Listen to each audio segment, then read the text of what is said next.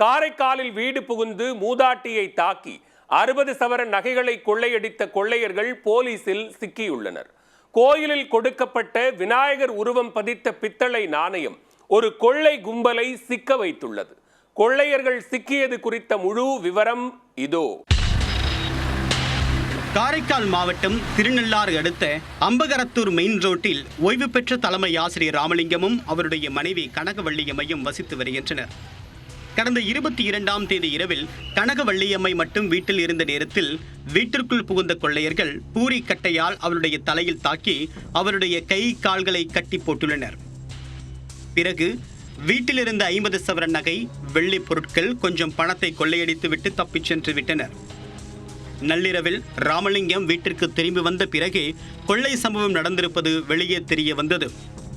இந்த கொள்ளை சம்பவம் குறித்து அம்பகரத்தூர் புறக்காவல் நிலையம் மற்றும் திருநள்ளாறு போலீசார் தீவிர விசாரணை நடத்தி வந்தனர். புதன்கிழமையன்று மாலையில் அம்பகரத்தூர் பகுதியில் போலீசார் வாகன தணிக்கையில் ஈடுபட்டிருந்த போது பைக்கில் வந்த இருவரை பிடித்து விசாரிக்க அவர்களின் பேண்ட் பாக்கெட்டில் ஒரு தங்க நாணயம் ஒன்று இருப்பது தெரிய வந்தது.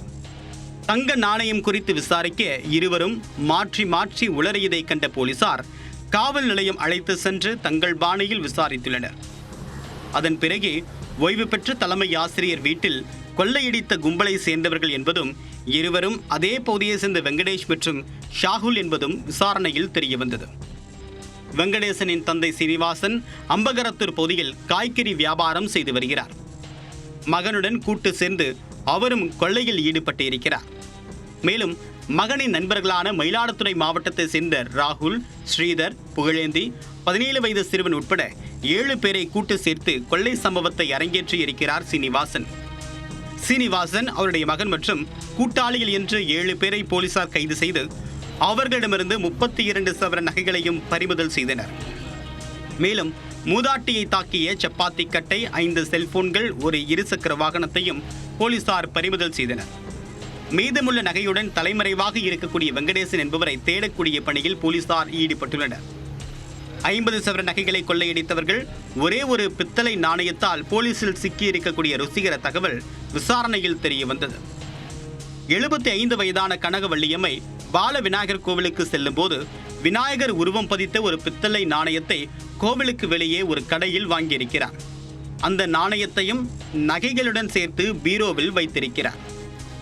இதை அறியாத கொள்ளையர்கள் கொள்ளையடித்துவிட்டு அதிலிருந்த தங்க நாணயம் என்று நினைத்து கோவிலில் வாங்கிய இந்த பித்தளை நாணயத்தை மட்டும் எடுத்து அடகு வைக்க சென்றுள்ளனர். அப்போதுதான் போலீசாரிடம் சிக்கியிருப்பது விசாரணையில் தெரிய வந்தது. 50 சவர நகைகளை கொள்ளையடித்தவர்கள் கோவிலில் வாங்கிய ஒரு பித்தளை நாணயத்தால் மொத்தமாக சிக்கிய சம்பவம் கொள்ளையர்களை சிக்க வைக்க விநாயகர் நடத்திய விளையாட்டு இது என்று பரபரப்பாக பேசி வருகின்றனர்.